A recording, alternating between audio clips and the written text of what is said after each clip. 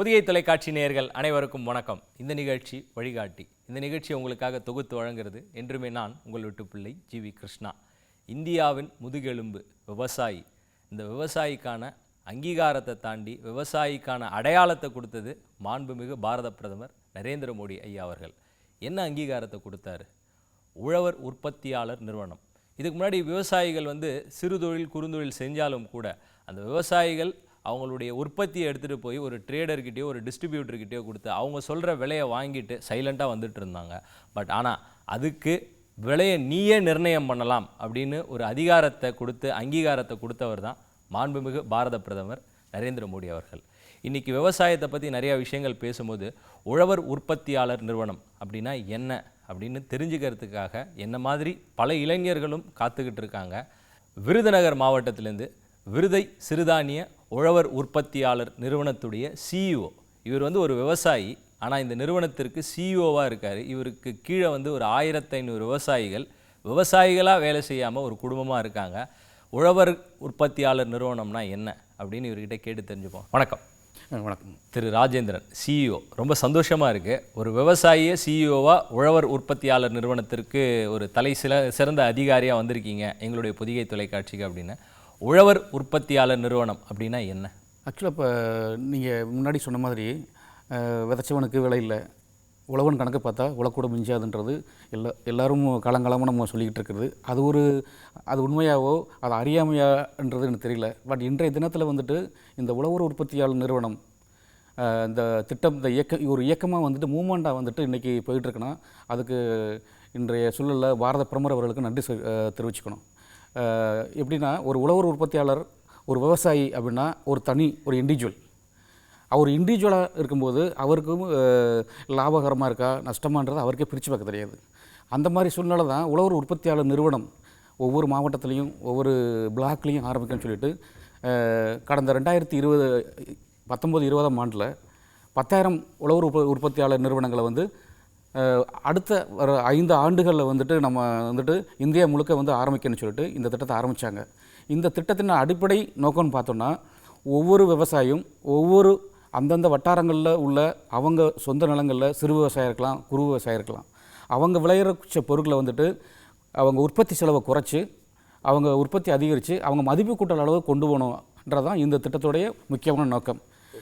பாரத பிரதமர் அவர்கள் ஒரு விவசாயி அவருடைய லாபம் 2 மடங்காகணும் 3 மடங்காகணும் அப்படின்ற நோக்கத்தில் இந்த திட்டம் ஆரம்பிக்கப்படும் போது அவன் உங்களுக்கு பிரித்து பார்க்க தெரியல. எந்தெந்த இடத்துல இந்த 3 மடங்கு வருமானம் அப்படின்றது எப்படின்னா, தனியாக போய் ஒரு குழுவாவோ அல்லது ஒரு சங்கமாவோ போகும்போது அது மெட்டீரியல்ஸ் ஆகாது, அது நடைமுறைக்கு சாத்தியமாகாது. அதுக்காகத்தான் கம்பெனி சட்டத்திற்கு கீழே ஒவ்வொரு விவசாயியும் ஃபார்மர் ப்ரொடியூசர் கம்பெனி உழவர் உற்பத்தியாளர் நிறுவனங்களாக ஒரு அமைப்பு கீழே வரும்போது தான் அது சட்டத்துக்கு நெறிமுறைகள் உட்பட்டு வரும்போது அவங்களுடைய வாஸ்ட் ஏரியா ஒர்க் பண்ணும்போது தான் அவங்க மதிப்பு கூட்டலுக்கு போக முடியும். ஒரு அக்ரிகேஷன் இருக்கணும். ஸோ அந்த அடிப்படையில் தான் இந்த உழவர் உற்பத்தியாளர் நிறுவனன்றது ஒவ்வொரு உழவர்களும் அதாவது விவசாயிகளும் அந்தந்த வட்டங்களில் உழவர் உற்பத்தியாளர் நிறுவனங்களமாக ஃபார்ம் பண்ணி அவங்களுக்கு தேவையான விஷயங்களை அவங்களே செய்து கொண்டு, அதாவது ஒன்று நுண்ணுதி கடன்களாக இருக்கலாம், ஃபார்ம் ஃபைனான்ஸ் நிதி ஆதாரங்களை விவசாயி கடனாக இருக்கலாம், அவங்களுடைய உரம் மருந்து பூச்சி மருந்து இந்த மாதிரி விஷயங்கள் இன்புட் சப்ளைம்பாங்க. அது மாதிரி தொழில்நுட்ப பயிற்சிகள், அட்வான்ஸ்மெண்ட் டெக்னாலஜியில் அட்வான்ஸ்மெண்ட் போகிறது, அது மாதிரி அவங்களுடைய பொருட்களை அவங்களே மதிப்பு கூட்டல் பண்ணி ஒரு பிராண்டிங் பண்ணுறது. அதுக்கப்புறம் எக்ஸ்போர்ட். அப்போது ஒரு விவசாயி எக்ஸ்போர்ட் லெவலில் அவங்கள நெக்ஸ்ட் லெவலுக்கு மூவ் பண்ணி போகும்போது தான் ஒவ்வொரு இடத்துலையும் அவங்களுக்கு ப்ராஃபிட் மார்ஜின் இன்க்ரீஸ் ஆகுது. இது விவசாயம் 2 மடங்கு லாபம் இல்லை, 3 மடங்கு இல்லை, 10 மடங்கு லாபம் சம்பாதிக்க ஒரு விவசாயிக்கு குடும்ப வருமானம் பெருகும்போது தான் நம்முடைய இந்திய விவசாய நாடுன்றது ஒரு இண்டஸ்ட்ரியல் செக்டாருக்கு மாறணுன்றதான் இந்த உழவர் உற்பத்தியாளர் நிறுவனத்துடைய மெயின் கான்செப்டாக வைக்கிறாங்க. வருமானன்றது ஒரு தனி மனித ஒரு மதிப்பு கூட்டல், அதாவது வேல்யூ எடிஷன் போகணும் அப்படிங்கும்போது ஒரு தனி நபர் ஒரு 10 லட்சமோ 50 லட்சமோ அவங்க கிராப் இப்போ மில்லட்ஸு பல்சஸ்ஸு பைசஸ் இதுக்கெல்லாம் ஒரு இண்டஸ்ட்ரி டெவலப் பண்ணோன்னா ஒரு இண்டிவிஜுவாலிட்டியால் முடியாது. ஒரு தனி விவசாயிகள் முடியாதனால தான் இவங்க குரூப்பிங்கை ஒரு எஃப்ஐஜி தன்னார்வ குழுக்களாகவோ அடுத்து அந்த பகுதி சார்ந்த நிறுவனம்பாங்க. அதுக்கப்புறம் உழவர் உற்பத்தியாளர் நிறுவனங்கள். அது ஒரு வேல்யூவேஷன் போகும்போது ஒரு குறைந்தபட்ச நிதியாரம் 10 லட்சத்துலேருந்து எவ்வளோ 2 crore வரையில் வந்து நம்ம போகிற அளவுக்கு அவங்க கட்டமைப்பில் உருவாக்கும் போது தான் அங்கே மதிப்பு கூட்டல் வருது. அந்த மதிப்பு கூட்டல் பண்ணும்போது தான் இவங்களுடைய ரா மெட்டீரியல், அதாவது அவங்களுடைய பிரைமரி கிராப் வந்துட்டு செகண்டரி கிராப்பாக தேர்ட் கிராப்பாக கன்வெர்ட் ஆகும்போது தான் அவங்களுடைய லாபமும் வந்துட்டு கிடைக்குது. குறிப்பாக இந்த ஆண்டு வந்து 23ஆம் ஆண்டு வந்துட்டு நம்ம பாரத பிரதமர் அவர்கள் வந்துட்டு சிறுதானிய வருஷமாக மில்லட் இயர் அப்படின்னு அறிவிச்சிருக்காங்கன்னா, ஆரம்ப காலகட்டத்தில் எங்களுடைய விருதை உழவர் உற்பத்தியாளர் நிறுவனம் பார்த்தீங்கன்னா பாண்டியான் மில்லட் குதிரை வலிம்பாங்க, அது 11 ரூபா 50 காசு எங்களுடைய மாவட்டத்தில் இருந்தது. அதிக கிராப் விளையக்கூடிய பாண்டியான் மில்லட் விளையக்கூடிய டிஸ்ட்ரிக்ட் வந்து விருதுநகர் மாவட்டம். இது ஒரு பின்தங்கிய மாவட்டம். அதுபோக இல்லாமல் ஒரு ஆஸ்பிரேஷன் டிஸ்ட்ரிக்ட். இப்போ நம்ம தமிழ்நாட்டில் பார்த்தோம்னா ஆஸ்பிரேஷன் டிஸ்ட்ரிக்ட் 2, ஒன்று விருதுநகர், இன்னொன்று ராமநாதபுரம். ஸோ இந்த ஆஸ்பிரேஷன் டிஸ்ட்ரிக்டில் வந்து மில்லட் கிராப்ன்றது ஃபோக்கஸ்ட் கிராப்பாக வந்து நாங்கள் ஓடிஓபிம்பாங்க. இப்போ பாரத பிரதமர் அவங்க அறிவிச்சது ஒன் டிஸ்ட்ரிக்ட் ஒன் ப்ராடக்ட். அந்த இதுலேயும் வந்துட்டு இது மில்லட் டிஸ்ட்ரிக்டாக வந்து இருக்கிறதுனால 11 ரூபா 50 காசு இருந்தது. இந்த உழவர் உற்பத்தியாளர் நிறுவனங்கள் இன்டர்வென்ஷனால் அவங்க உள்ளே வந்ததுனால இன்றைக்கி அதனுடைய விலை வந்து 52 ரூபா. இப்போ இன்றைக்கி நெல் வந்துட்டு பிரைமரி பார்த்தீங்கன்னா 17 ரூபா 50 காசு இருந்தது. இப்போ தமிழ்நாடு அரசு வந்துட்டு 22.50 இன்க்ரீஸ் பண்ணியிருக்கிறாங்க. ஸோ இதெல்லாம் பார்க்கும்போது விவசாயிகள் அக்ரிகேஷன் ஆகும். ஒரு இண்டிவிஜுவலாக தனியாக போய் ஒரு ட்ரேடர்கிட்ட ஒரு மில்லர்கிட்ட போடுறதுக்கும் இவங்க அக்ரிகேஷனை வந்துட்டு இவங்க ஸ்டோர் பண்ணி வேல்யூ எடிஷன் பண்ணும்போது இதனுடைய வருமானமெல்லாம் வித்தின் த கம்பெனி அவங்க அமைப்புக்கு வரும்போது அவங்களுடைய லாபம் வந்துட்டு 3 மடங்காக 5 மடங்காக இருக்கும். அதுபோக இது அவர்களுடைய நிறுவனம். ஏன்னா அவங்க ஒரு மெம்பர்ஸ் விவசாயி. இப்போ நீங்கள் இருக்கீங்கன்னா, நீங்கள் ஒரு விவசாயி, நான் அவங்களோட பங்குதாரர் ஆகிறேன் அப்படின்னா இந்த இதில் நீங்கள் போடுற 2000 ரூபா பங்குத்தொகை, 1000 ரூபா பங்குத்தொகை வந்துட்டு இது ஒரு 20 லட்சம் 30 லட்சமாக வருதுன்னா, இப்போ குறைந்தபட்சம் ஒரு உழவர் உற்பத்தியாளர் நிறுவனங்களுக்கு கவர்மெண்ட் ஆஃப் இந்தியா கொடுக்குறது வந்துட்டு 15 லட்ச ரூபா வந்துட்டு கிராண்டாக கொடுக்குது. ஒரு எப்பிஓஸ் ஒரு உழவர் உற்பத்தியாளர் நிறுவனத்தில் ஒரு 2000 ரூபா கட்டி ஒரு 500 பேர் சேர்றாங்கன்னா ஒரு 10 லட்சம் இருக்குது. இதுக்கு ஈக்குவலண்ட் கிராண்டு இணைத்தொகையாக வந்துட்டு கவர்மெண்ட் ஆஃப் இந்தியா தருது. இந்த 10,000 உழவர் உற்பத்தியாளர் திட்டத்திலையும் வந்துட்டு அதிகபட்சம் ஒரு நிறுவனம் 15 லட்சம் வரலும் வாங்கலாம். அவங்களுடைய பங்கு தொகை வந்து 15 லட்சம், இப்போ 30 லட்சம் ஒரு பெரிய கேபிட்டல். இது ஒரு கார்பஸாக வச்சுட்டு அவங்க இப்போ ஃபார்ம் சீசனில் வந்துட்டு அவங்களுக்கு ஃபார்ம் ஃபைனான்ஸ் கொடுக்குறதோ, அவங்ககிட்ட ப்ரொக்யூர்மெண்ட் கொள்முதல் பண்ணுறதோ, ஸ்டோர் பண்ணிட்டு மதிப்பு கூட்டல் செய்கிறதோ அல்லது மதிப்பு கூட்டல் நிலையங்கள் உருவாக்குறதோ செய்யலாம். இந்த மதிப்பு கூட்டல் நிலையங்களுக்கு வந்து கவர்மெண்ட் ஆஃப் இந்தியா என்ன சொல்லியிருக்காங்கன்னா, ஏஎஃப் அக்ரிகல்ச்சரல் இன்ஃப்ராஸ்ட்ரக்சர் ஃபண்ட் அப்படின்ட்டு 2 கோடி வரையிலும் நிதி ஆதாரம் தருது. 7% இன்ட்ரெஸ்ட்டு. இதில் ஃபுல்லாக பே பண்ணிட்டோம்னா 4% இன்ட்ரெஸ்ட் சப்வென்ஷன் 3% இருக்குது. 4% பே பண்ணால் போதும். இந்த 2 crore மோர் எனஃப்.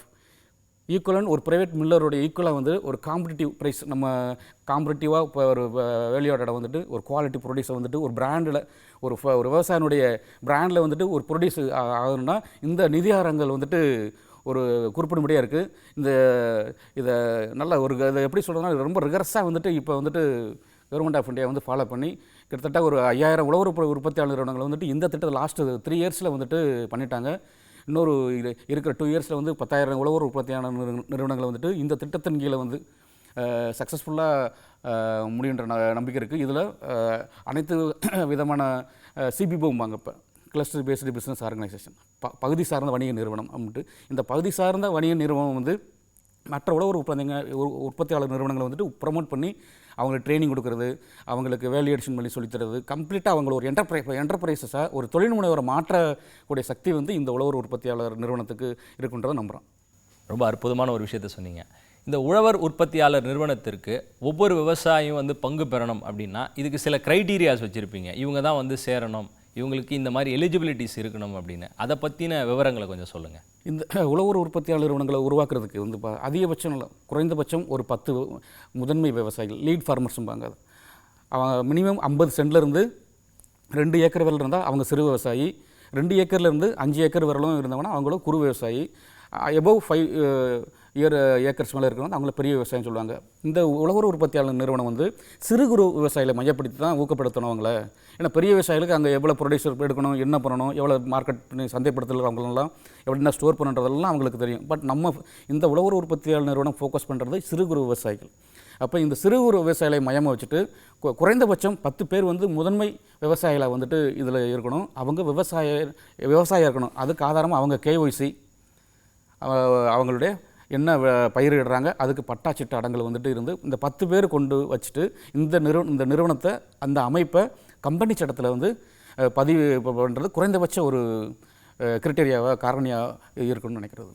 அதாவது இதுக்கு முன்னாடி பாரம்பரியமாக ஒரு விவசாயி தன்னுடைய நிலத்தில் விதைக்கிற ஒவ்வொரு விதையையும் கொண்டு போய் ஒருத்தர்கிட்ட கொடுக்குறப்போ அவங்க சொல்கிற விலையை கேட்டு வாங்கிட்டு இருந்தாங்க. பட் ஆனால் அதை வந்து உழவர் உற்பத்தியாளர் நிறுவனம் அப்படின்னு ஒரு நிறுவனத்தை உருவாக்கி நீங்கள் சொல்கிற விலையை வாங்கி எக்ஸ்போர்ட் லெவலுக்கு கொண்டு போயிருக்கீங்க.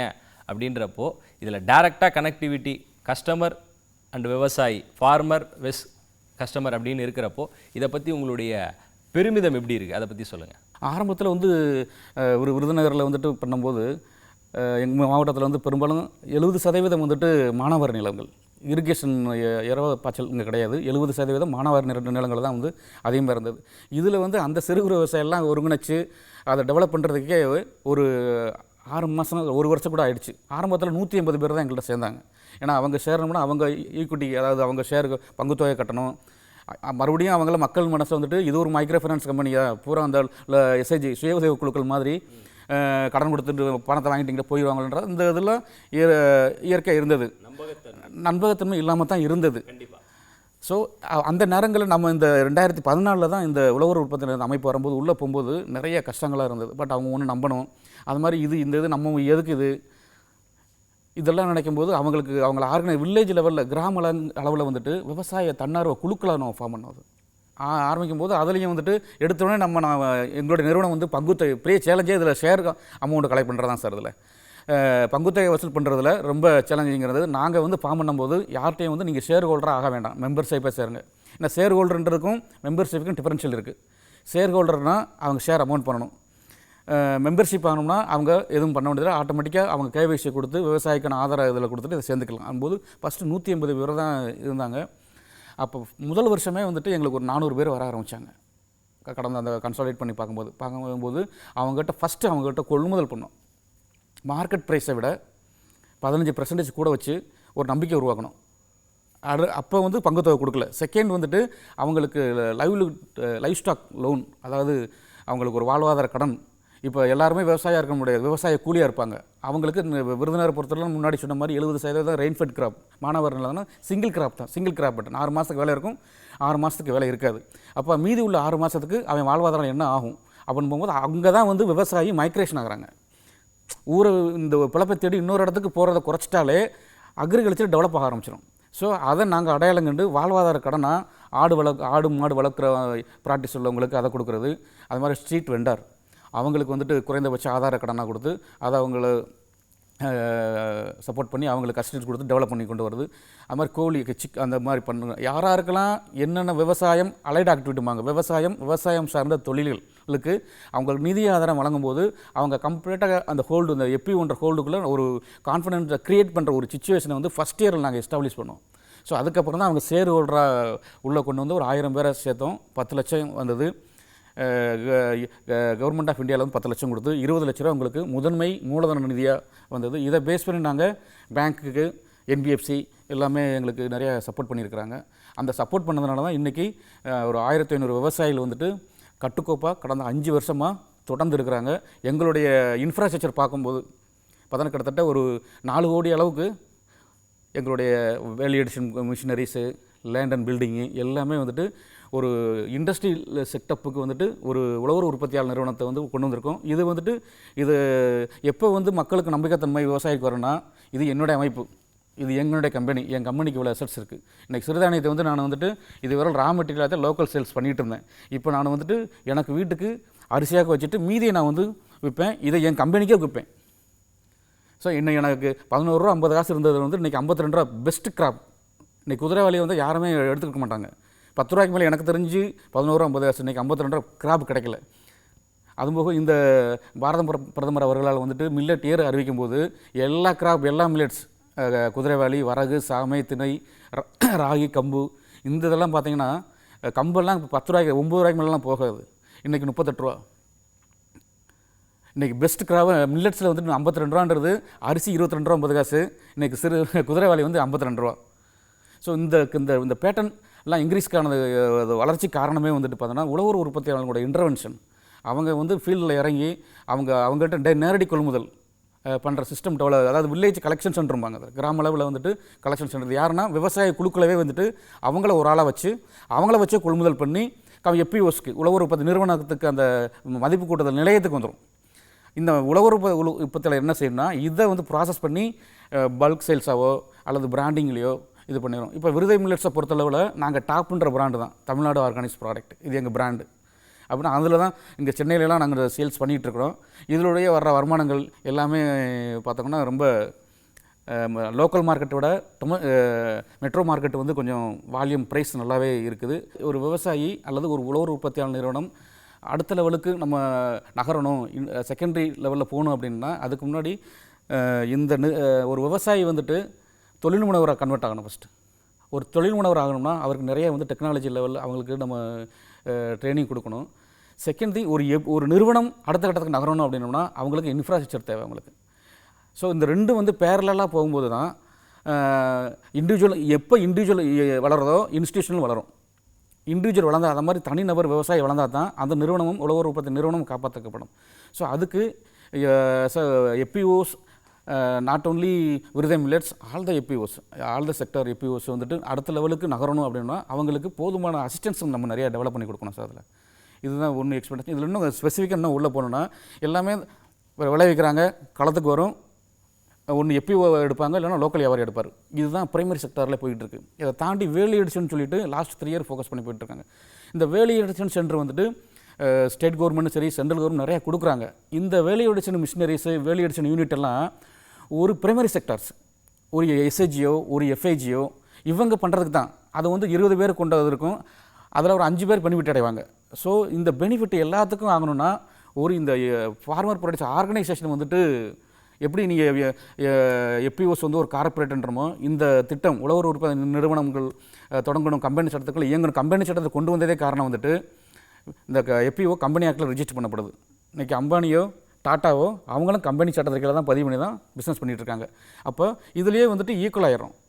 ஒரு ஃபார்மரும் ப்ரைவேட் லிமிடெட் கம்பெனியில் தான் வச்சு அக்ரி பிஸ்னஸ் பண்ணுறாரு, அவங்க பிஸ்னஸை பண்ணுறாங்க. சமுதாயத்தில் வந்துட்டு பார்க்கும்போது வி ஆர் போத், சமுதாயத்தில் எல்லாமே ஈக்குவல் தான். டாட்டா பிர்லாவும் ஈக்குவல் தான், விவசாயியும் தான். அப்போ இவங்களை எல்லாத்தையுமே ஒரு கார்ப்பரேட்டாக ஒரு விவசாயி அல்லது எப்பயும் வந்து கார்ப்பரேட் ஆகணும் அப்படின்னு நினச்சி தான் பண்ணுறாங்க. அப்போ கார்ப்பரேட் ஆகணும்னா அதுக்குள்ளே இன்ஃப்ராஸ்ட்ரக்சரை கவர்மெண்ட் அப்படியே க்ரியேட் பண்ணணும். குறைந்தபட்சம் வந்துட்டு ஒரு வேலி எடிஷன், இப்போ பல்சஸோ மில்லட்டோ ஸ்பைசஸோ அல்லது சுகர் கேன் எந்த கிராப்பாக இருந்தாலும் ஒரு மினிமம் ஒரு கார்ப்பரேட் செட்டப்பு இன்றைக்கி ஒரு ப்ரைவேட் இருந்தாருன்னா மினிமம் ஒரு 5 crore இன்வெஸ்ட் பண்ணி அதை டெவலப் பண்ணும்போது தான் அந்த கம்பெனி அந்த ஆர்கனைசேஷன் சஸ்டைனபிலிட்டிக்கு வரும். நிதி அளவில் சுயசார்புடைய நிறுவனம் அமைக்கணும்னா அந்த மினிமம் கேபிட்டல் வேணும். அந்த மினிமம் கேபிட்டலை வந்துட்டு உழவர் உற்பத்தியாளர் நிறுவனங்களுக்கு ஏற்படுத்தி கொடுக்கணுன்றது எங்களுடைய தாழ்மையான கருத்தாக இருக்குது. அப்படி பண்ணும்போது நிச்சயமாக வந்துட்டு இது பெரிய புரட்சிகரமான திட்டமாக இருக்கும். அதுபோக இன்னும் குறிப்பாக சொல்லப்போனால் ஒரு உழவர் உற்பத்தியாளர் நிறுவனத்தின் மூலம் கிடைக்கக்கூடிய ஒவ்வொரு கொள்முதல் எடுபொருள் பண்ணுறது விற்பனை செய்கிறது சந்தைப்படுத்துறதுலாம் ஒவ்வொரு இடங்களிலும் வந்துட்டு அவங்களுக்கு லாபம் 2 மடங்கு 3 மடங்கு ஆகுன்றதை தவிர்த்துட்டு இன்று பாரத பிரதமர் அவர்கள் ஒவ்வொரு விவசாயிகளுக்கும் ஒரு நிறுவனத்தை கொடுத்துருக்கிறான்றதான் இந்த திட்டத்தை சொல்ல முடியும். ஏன்னா அவ்வளோ வேகமாக வந்துட்டு இந்த திட்டத்துக்கு முனைப்புடன் வந்துட்டு அனைவரும் செயல்பட்டு கொண்டிருக்கிறாங்க.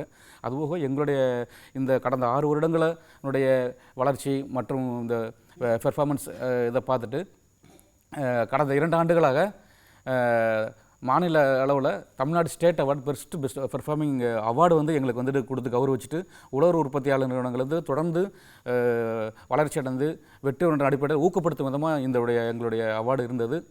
ஸோ ஒரு உற்பத்தியாளர் எங்கே அங்கே உற்பத்தி பண்ண செலவை குறைக்கிறோம், அவங்க மார்க்கெட் ப்ரைஸை விட அவங்ககிட்ட 15% கூட வாங்குகிறோம், இது 2வது ப்ராஃபிட்டு. 3வது வேல்யூ அடிஷன் பண்ணுறோம், 3வது ப்ராஃபிட்டு. 4வது எக்ஸ்போர்ட் பண்ணுறோம்.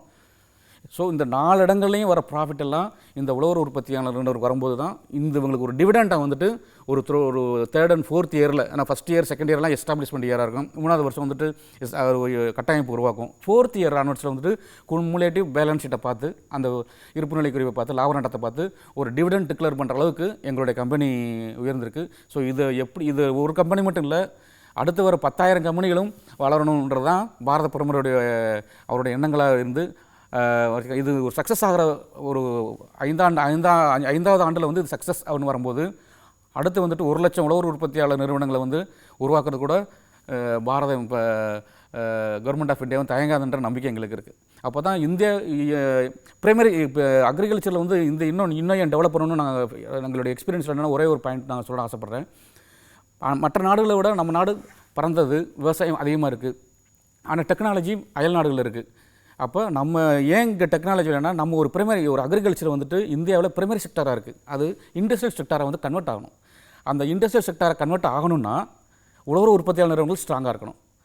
இதை வந்து பாரத பிரதமர் வந்து கரெக்டாக ஒரு ட்ராக்கில் எடுத்துகிட்டு வந்துட்டு இந்த உழவர் உற்பத்தியாளர் நிறுவனங்களை இயக்க ஒரு சிஸ்டமேட்டிக்காக வச்சுட்டு ஸ்ட்ரீம்லைன் பண்ணி தான் வந்துட்டு டைரெக்டாக அவங்க இது பண்ணுறாங்க. ஏர்லியர் சிஸ்டம் பார்த்திங்கன்னா கவர்மெண்ட் அந்தந்த ஸ்டேட் பண்ணலாம், இப்போ நபார்டு மூலம் பண்ணலாம், சொசைட்டிஸ் பண்ணலாம். டிஃப்ரெண்ட் ஸ்டேக் ஹோல்டர் வந்துட்டு இதை வந்து உழவர் உற்பத்தியாளர் நிறுவனங்களை ப்ரொமோட் பண்ணாங்க. இப்போ வந்துட்டு ஒன் டிஸ்ட்ரிக்ட் ஒன் ப்ராடக்ட் மாதிரி, ஒன் நேஷன் ஒன் எப்பிஓ அந்த மாதிரி பறந்து எல்லாம் செயல்படுறதுனால இந்த உழவர் உற்பத்தி அங்கங்கே ஸ்கேர்சிட்டி, அதாவது அன்ஆர்கனைஸ்டாக இருக்கிற ஃபார்மர்ஸ் எல்லாம் ஒரு ஃப்ரேமில் வந்துடுவாங்க. அந்த ஃப்ரேமில் வரும்போது அவங்க டிமாண்ட் அண்ட் சப்ளை வந்துட்டு கரெக்டாக அசஸ் பண்ணும்போது எக்கனாமிக் டெவலப் ஆகும். ஸோ அல்டிமேட்டாக ஒரு நாடு எக்கனாமிக்கல் டெவலப் பண்ணணும்னா அக்ரிகல்ச்சர் டெவலப் ஆகணும். அக்ரிகல்ச்சர் டெவலப் ஆகணும் அப்படின்னா ஃபார்மர்ஸ் இந்த ஃபோல்டருக்குள்ளே வந்துட்டு common product, multi product, multi டைமென்ஷனில் ஒர்க் பண்ணும்போது தான் ஒரு விவசாயி வந்துட்டு பெர் கேபிட்டல் இன்கம், ஃபேமிலி லெவலில் இன்கம் ஜென்ரேட் ஆகி போகும்போது தான் அங்கே விவசாயி வந்துட்டு தலை நிமிர்ந்து நிற்பாருன்றது இந்த திட்டத்தின் மூலம் எங்களுக்கு நிறைய படிப்பினைகள், நிறைய செயல்பாடுகள் பண்ண முடிஞ்சது. இந்த நேரத்தில் வந்துட்டு இந்த திட்டங்களை வந்துட்டு தொடர்ந்து கண்காணித்து ஒரு ஸ்ட்ரீம்லைன் பண்ணி பண்ணுற கவர்மெண்ட் ஆஃப் இந்தியா அனைத்து டிவிஷனுகளுக்கும் இந்த நேரத்தில் நன்றி சொல்லிக்கிறோம். நன்றி. அதாவது திரு ராஜேந்திரன் அவர்கள் வந்து ரொம்ப அற்புதமான ஒரு விஷயங்களை சொன்னார். அப்படின்றத தாண்டி ஒரு விவசாயியுடைய வழி வந்து இன்றைக்கி போய் நாங்களும் ஒரு அங்கீகாரம் பெற்றிருக்கோம் அப்படின்னு சொல்கிறப்போ மாண்புமிகு பாரத பிரதமர் நரேந்திர மோடி அவர்களுக்கு தான் இந்த இடத்துல ஒரு பெரிய நன்றியை சொல்லணும். எதிர்கால இந்தியா இளைஞர்கள் கையில் அப்படின்றது போய் எதிர்கால இந்தியா விவசாயிகள் கையில் ஒரு வல்லரசு நாடாக ஆகக்கூடிய எல்லா திறன்களும் இந்த விவசாயிகளுக்கு கிடைக்கக்கூடிய உழவர் உற்பத்தியாளர் நிறுவனம் மூலமாக இருக்குது அப்படின்றத இந்த வழிகாட்டி நிகழ்ச்சியில் பார்த்தோம். ஸோ உங்களுடைய பொன்னான நேரத்தை எங்களுக்கு செலவு பண்ண உங்களுக்கு ஒரு பெரிய நன்றி.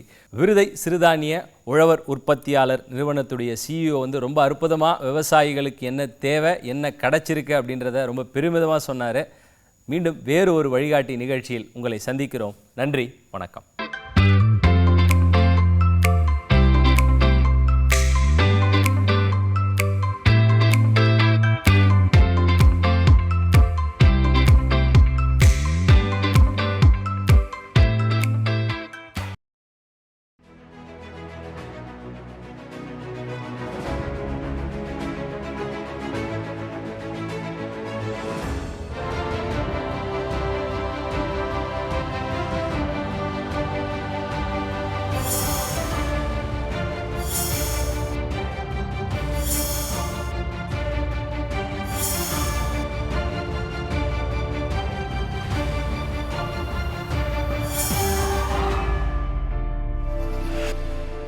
இன்றைக்கி நம்ம ஒரு மிக முக்கியமான ஒரு சுவாரஸ்யமான ஒரு ஆப் ஒன்று பார்க்க போகிறோம்.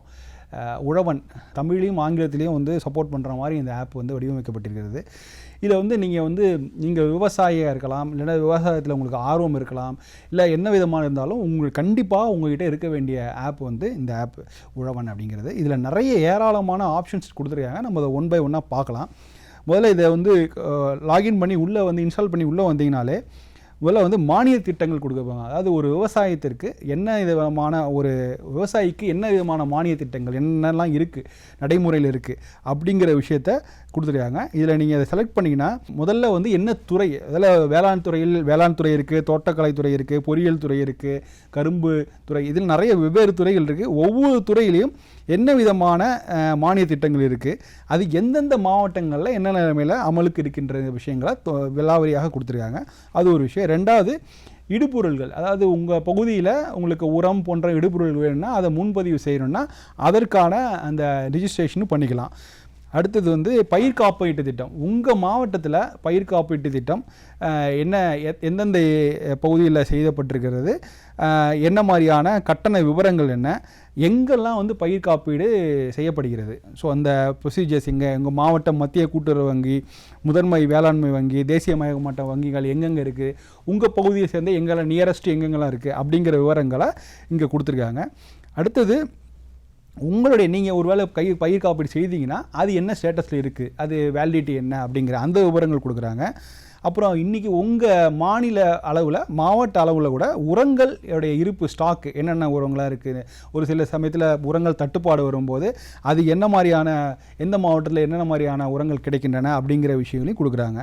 அப்புறம் விதைகள், இதேமாதிரி உரங்களுடைய ஸ்டேட்டஸ் மாதிரி விதை இருப்பு என்னென்ன மாவட்டத்தில் எவ்வளோ விதை இருக்குது அப்படிங்கிறத பற்றி சொல்கிறாங்க. அப்புறம் வந்து சந்தை, இன்றைக்கு சந்தையில் நெல்லாகட்டும் கரும்பு ஆகட்டும் அதற்கான என்ன மாதிரியான விலை நிலவரம் இருக்குது அதுங்கிறத வந்து டெய்லி கொடுக்குறது இல்லாமல் அதை தொடர்ந்து அதை அப்டேட் பண்ணிட்டு தான் இருக்காங்க.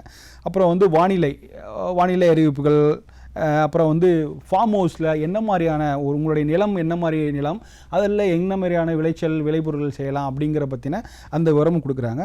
இதில் ஒரு முக்கியமான இன்ட்ரெஸ்டிங் ஃபீச்சர்ஸ் வந்து பூச்சி நோய் பற்றின பரிந்துரை. அதாவது உங்களுடைய பயிர்களுக்கோ உங்களுடைய செடி வீட்டில் கூட உங்கள் செடி மரம்லாம் இருந்ததுன்னா அங்கே ஏதாவது பூச்சி பட்டிருந்ததுன்னா அந்த பூச்சிக்கு என்ன மாதிரியான மருந்து அடிக்கிறது அப்படிங்கிறது. ஸோ பூச்சி என்னங்கிற பூச்சி என்னங்கிறது நமக்கு தெரியாத போது நீங்கள் அதை ஃபோட்டோ எடுத்து நீங்கள் இந்த ஆப்பில் வந்து இந்த ஆப்ஷன்ஸில் நீங்கள் அதை அப்லோட் பண்ணிங்கன்னா அதை பார்த்துட்டு அதில் என்ன மாதிரியான பூச்சி, இதுக்கு என்ன மாதிரியான மருந்துங்கிற கன்சல்ட்டிங்கும் இதில் பண்ணுறாங்க. இதில் நீங்கள் செய்ய வேண்டியது என்னென்னா அந்த மரத்தில் உள்ள அந்த பூச்சி என்ன பாதிக்கப்பட்ட அதை வந்து நீங்கள் வந்து ஃபோட்டோ எடுத்து அப்லோட் பண்ணிங்கன்னா 48 மணி நேரத்தில் உங்களுக்கு சஜஷன் கொடுக்குறாங்க. இந்த விஷயமும் இது ஒரு மிக முக்கியமான இம்பார்ட்டன்ட் ஃபீச்சராக நம்ம சொல்ல முடியும்.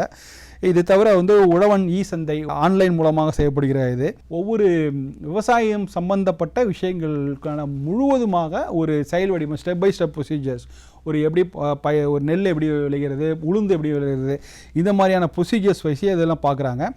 அப்புறம் வந்து அன்றாட வேளாண்மை செய்திகள், வேளாண் நிதிநிலை அறிக்கை, அது போன்ற வேளாண்மை சம்பந்தப்பட்ட எல்லா விஷயங்களையும் தொகுத்து இந்த ஒரு ஆப்பில் கொடுத்துருக்காங்க. நீங்கள் வந்து விவசாயியாக இருக்கலாம், இல்லை விவசாயத்தில் ஆர்வம் இருக்கலாம். ஆனால் நீங்கள் அந்த ஆப்பை வச்சுருந்தீங்கன்னா இது முழுக்க விவசாயம் சம்மந்தப்பட்ட அத்தனை தகவலையும் திரட்டி ஒரு இடத்துல கொடுக்குற மாதிரி செய்து கொடுத்துருக்காங்க. இந்த ஆப் உங்களுக்கு பிடிச்சிருந்ததுன்னா நீங்கள் இதை இன்ஸ்டால் பண்ணி எக்ஸ்ப்ளோர் பண்ணி பாருங்கள். உங்களுடைய நண்பர்களுக்கு இதை அறிமுகம் செய்யுங்க.